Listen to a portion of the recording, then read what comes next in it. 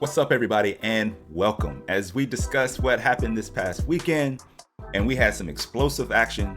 We had somebody showing off their skills and putting people on notice. If you didn't know, now you know about Richardson Hitchins. And then we had a draw that was a robbery. Could it be? We can talk about that as well. We saw some average performances, but we also had a controversial return that we definitely got to talk about. But first up, we're going to talk about Zhang, Zhang, I hear people say Zhang, what he did to Joe Joyce in a destruction. I mean, Zhang looked like Zhang. I'm going to talk about something, and some people might say, oh, now you're just hating or whatever. I'm not hating. Just hear me out on this, all right? Zhang was great. Zhang deserves all the credit for beating Joe Joyce. It was a tremendous performance. He flattened Joyce, absolutely flattened him with that right hook. Oh my gosh, just seeing it is like, man, it was vicious, okay? And people were talking about they want to see Wilder versus Zhang. They want to see Fury versus Zhang. Do we understand what level Joyce was on? Do people understand what level Joyce was on? Joyce beat Dubois, right? Dubois, did he win a round with Usyk? Maybe one. The only thing about Dubois that people talk about with that Usyk fight was the low blow. And I understand why people talk about it, because one punch can change a fight, but it was a low blow. So Dubois, it's not like Dubois had tons of success against Usyk. Joyce did beat Dubois, and that was even earlier on in Dubois' career. How good is Joe Joyce? Look at the matchup, y'all. So we had an older Joe Joyce, late 30s, against Zhang, who's also, they're peers. They're around the same age. Joe Joyce has slow hands, y'all. We know Joe Joyce has slow hands, and he's a juggernaut. And when you have slow hands, and even though you're considered a juggernaut, you're going against somebody that has pop. Zhang has some serious pop. And I'm giving all the credit to Zhang for what he did. But we also got to say, I'm not sure about Joe Joyce, man. I never was sure about Joe Joyce. I was like, he's coming forward. I picked Zhang to beat Joyce the first time. That's all I'm saying. I had Zhang beating Joyce the first time. So the second time around, I wasn't surprised at the outcome. I figured Joyce would make it. And it looks like Joyce was moving a little bit better, even though he was heavier. But Zhang was just too much, man. Zhang's just too much. But I'm going to transition to what's next for Zhang. I want to see him fight Hrgovic again. Because guess what? Zhang fought the worst Hrgovic he could possibly fight. He fought the absolute worst Hrgovic. And people are forgetting that. Hrgovic's dad had passed. He was not in the right state mentally when he fought Zhang. And I'm telling you what, if Zhang fought Hrgovic again, Hrgovic would beat him more convincingly. I'm telling you that. I'm telling you, take it to the bank. It would happen. Like, people want to talk down on Hrgovic. Hrgovic would beat Zhang. He would. Now, I understand people are like happy and rah-rah about this situation, but let's just don't overreact, y'all. Don't overreact on what Zhang did. Zhang beat a peer with slower hands than he has, and it is what it is. You know, he fought a guy that was the right style matchup for him. That's probably the best way I can put it. And y'all don't think I'm hating, because I'm not hating on Zhang. I really like Zhang. I'm gonna be watching his next fight as well, no matter who he fights. But I just think we got to press pause on the overreaction on who he's going to beat and how he's going to beat him. It would be entertaining if he fought Wilder, though. It would be mad entertaining if he fought Wilder. But I want to see him fight Hrgovic again. Because people forget. I think people will realize Hrgovic's better than what you think. But credit to Zhang. He got the victory. It's on to the next. And hopefully he has a big fight. He should have a big fight. And who knows? It's like I was telling Boxing Square. Maybe now, Andy Ruiz Jr., maybe he can get a fight with Zhang. He's calling out Joshua. He's calling out Wilder. He's looking for a payday. So is Zhang in China? How about that? How about Andy Ruiz Jr. versus Zhang in China? And then, Zhang will get mad money from that. Ruiz can get paid from that. So how about that? I don't want to hear Fury. I want Fury Usyk. And if it's not Fury Usyk, I want the guy that's supposed to get the shot next, and that's Hrgovic. So no Fury. No Fury Zhang talk is out of there. But if it's Wilder, if it's Ruiz Jr., or if it's Hrgovic, those are all perfectly good fights. That's good with me. Richardson Hitchins completely shuts out Zepeda, man.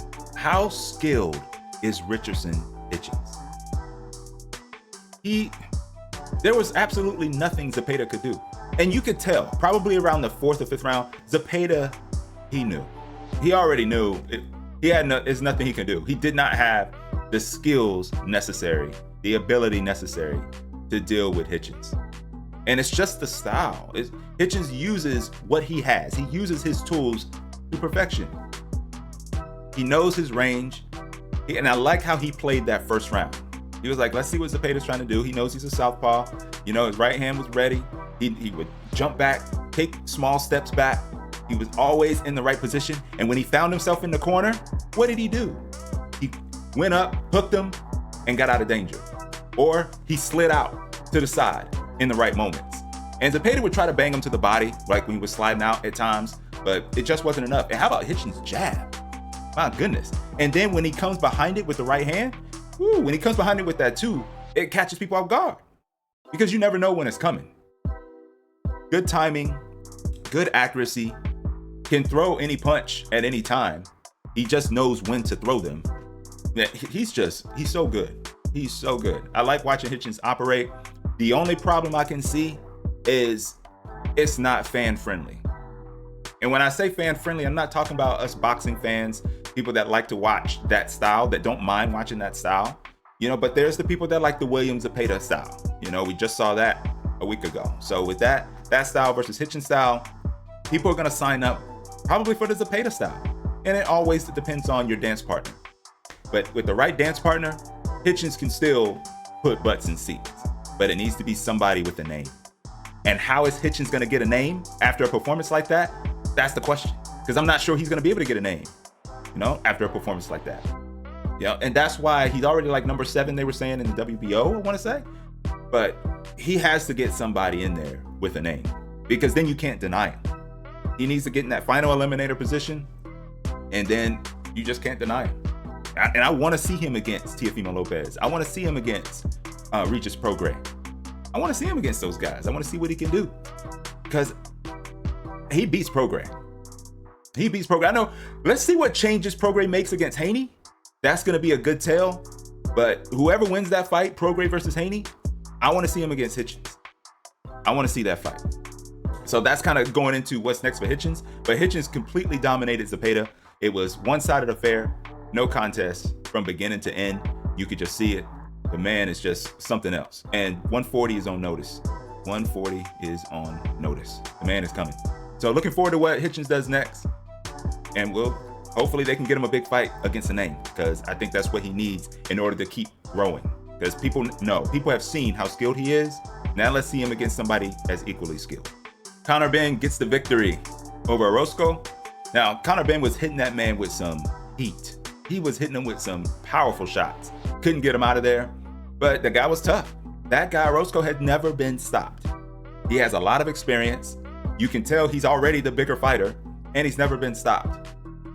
So there was a lot of controversy behind Benn even fighting, with the whole BBBOC and the ABC coming out saying that the BBBOC didn't want to give them the information, or the information provided they couldn't give them anything that would keep them from allowing Benn to fight, basically. That's what the ABC was saying. So they let him fight. I have absolutely no problem with Conor Benn fighting. Let me just get that out of the way before I dive a little deeper into the fight. But I have no problem with Conor Benn fighting. The man went against the WBC and he won that. He went against the BBBOC and UCAD and he won that. And now it's an appeal. But if you win the case to begin with, which he did, they have a right to appeal, but he won the case, then he can fight. He's not suspended. So people just need to calm down. And anybody that's saying, oh, he doesn't have the power now, stop it. Let's see him fight, and this is my thing. Let's see Conor Benn fight at 147. That's where I think he belongs.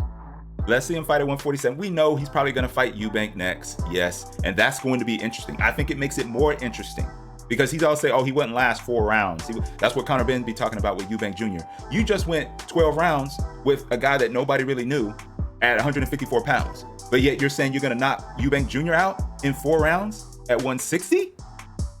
Nobody's going to believe that right now. Nobody's going to believe that right now. And if he actually goes into that fight and knocks Chris Eubank Jr. out at 160, and no testing issues, obviously, no testing issues, what are people going to say then? Because when I was going back and looking back into this fight against Orozco, he was just missing some of those power shots, like as far as landing them flush. And some of those he did land flush. And don't get me wrong, you can see that Orozco, he was hurt. He was hurt a couple times in that fight. So I'm not going to be the one to doubt Benn's power. You know, his knockouts, especially the big ones that we've seen, have come at 147. So let the man work his way down to 147 after the Eubank Jr. fight, which is where he should be fighting for titles. And then let's see where it goes. You know, but not every fighter is the same. This Orozco hadn't been knocked out. Benn went in there. It was an entertaining fight. A little bit of the same things going on, you know, but you saw Benn. He was moving. He had very good stamina. He went 10 rounds after being out the ring for 18 months. I mean, this is all good for Conor Benn, and I see him definitely being better in December if he comes back in that Eubank Jr. fight. But it's good to see him back in the ring. You know, he's an entertaining individual. We saw him in a press conference. I'm not going to get into that whole changing speaking Spanish thing. Okay, that is what it is. He does that. He can speak Spanish. Good for him. I do wish I could do that, but I haven't taken the time to learn. But either way, I think he's an entertaining figure in the sport. He's going to draw eyeballs no matter what. He's controversial. You know what that does. It's like how Mayweather was controversial. You either loved him or you hate him, but you watched him. And Conor Benn is approaching, I'm not saying he's approaching Mayweather levels popularity or anything like that, but as far as the eyeballs and people curious what's going on with him, he's at the beginning stages of that. He's very young. I'm talking about 26 years old. So if he can keep winning, he's going to keep growing. And his popularity, I think some people will start to swing that way. As more tests are passed, there's still going to be that cloud. You know, if people don't really see the results, they feel like they got to have eyes on those results. But I'm not one of those. So he went through the process. If he goes through the process, he's successful. So be it. It's all good. So respect to Conor Benn. Conor Benn got the victory. And now it's on to the next, which sounds like December, and Chris Eubank Jr. On another fight, on that Hitchins Zepeda card, Sandy Ryan, Jessica McCaskill. It was McCaskill Ryan, and it was for the Ring magazine. It was for basically all the marbles except the IBF. It was for all the belts except the IBF. And I thought Sandy Ryan put on probably, I don't even know if it's probably, the best performance of her career. And it was a draw. Now, McCaskill had her moments, and when she had her moments, she had them because Sandy Ryan, she likes to scrap. Sandy Ryan likes to scrap, so she got in there, and of course she was mixing it up with Jessica McCaskill. Especially that 9th round was sick. Go back and watch that 9th round. They were both going at it. Now, I do think McCaskill had some of the harder shots that were landed. They were still few and far between. I thought Sandy Ryan was really controlling the action most of the time. Hit McCaskill with some great shots. Just McCaskill's tough. Has anybody dropped Jessica McCaskill? No. And I thought Sandy Ryan actually hurt her with a body shot in that fight. At least it looked like it. I'm not saying that it kind of looked like McCaskill just, one of those. And she doesn't show a reaction. Even if you get her with a good shot, McCaskill's coming. She's like the Terminator in there. You know, she keeps coming. But Sandy Ryan won that fight, y'all. It should not have been a split draw. It should have been a Sandy Ryan victory, unified champion. That's my opinion. I don't know what you guys saw, but I would love to hear your thoughts on that fight. But it was a heck of a performance that is marred by bad scorecards. I think 97-93 for McCaskill is egregious. It's flat out egregious to only say Sandy Ryan won 3 rounds. I think it should be flipped. Maybe that person thought Ryan was on the left of the card and McCaskill was on the right, and they filled the card out wrong. And okay, I get that. That would make sense. If that was the case, maybe they come back and say, oh, I messed up. Oh, that should have been flip-flop. It ain't gonna happen, but 97-93 for McCaskill, that should have never happened. Sandy Ryan won that fight. But the beauty of it, she'll get a chance to prove it, I think, because both are with Matchroom. McCaskill re-signed with Matchroom. Sandy Ryan is with Matchroom. So we will get a chance, I believe, to see that fight again. And if that fight happens again, I don't think it's happening in the US. I think it's gonna happen in the UK. It may even happen on the Benn Eubank Jr. undercard. I mean, why not? Why not put it there before the end of the year? So they can resolve this before going into 2024. But We'll have McCaskill. We'll have Ryan, all the belts, get it resolved. Except IBF, Natasha Jonas, the IBF champ. And then we can move on from this because that just leaves a sour taste. That leaves a sour taste in your mouth, and that's why boxing just continues to piss people off. Let's just be honest. But great performance. Very entertaining fight by both McCaskill and Sandy Ryan. Sandy Ryan was just the best fighter on the night. But we'll see. Maybe McCaskill, now that she's been in there, she can do a couple things and try to get some things corrected. And we might have a closer fight, what should be a closer fight, next time. And it might be a real draw versus a robbery. Austin Ammo Williams comes back. He gets a victory. I would say it was an average performance against Steve Rolls. But you can see, that was not the same Ammo Williams that we're used to seeing. That was not. Yeah, and that's how it should be from a young and growing fighter. But I'm not sure if that's best for him. Not that, who am I? I'm just a fan, as I always say. But when I was watching him, it was almost like an animal being caged. Like you have this guy, he's in a cage and he's like a dancing bear. You know what I'm saying? You're like, bears shouldn't be dancing with a hat on their head and juggling and doing all this other stuff. They should be out doing something else, not that. So now I understand he's a student. He's definitely a student. He's learning, smart guy, and he wants to get better. So he's learning new tools and how to use them. And I think this was a case where he's working out what he's going to be good at and what he's not.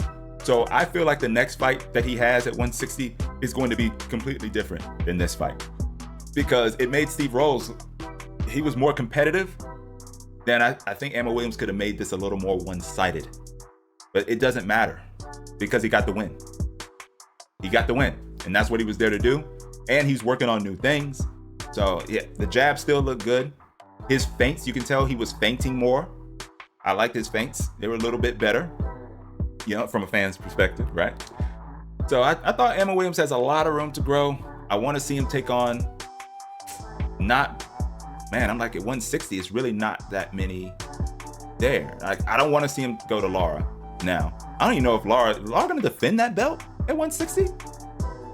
I mean, I don't know what's going to happen. But Ammo Williams got the victory, and now it's on to the next. And it's time for a step up. It's time for another step up. I want to see somebody that's really going to apply some pressure to Ammo Williams and see how he deals with it, especially with them fighting this new style. That would be interesting to see. Anthony Yarde also returned, and he demolished his opponent. It was, of course, they announced his opponent a couple days before, but regardless of that, Anthony Yarde, always in shape, always comes to fight, entertaining fighter, so it was good to see him get back. It's not much really to talk about with this fight, but I'm glad that he's back on the winning track. He's been facing tough opposition, and maybe we get the Buatsi fight. That's what people want to see, Yarde, Buatsi. So I hope Queensberry, I hope Boxer, hope they can come together and they can make that fight. That's a big fight. They both desperately need big fights on their platforms. So we'll see what they can work out when it comes to that fight. But that's all I have for this one. Thank you guys for tuning in and spending some time with me. I appreciate you, boxing brothers and sisters. Hope you guys have a great week. Until the next one, peace.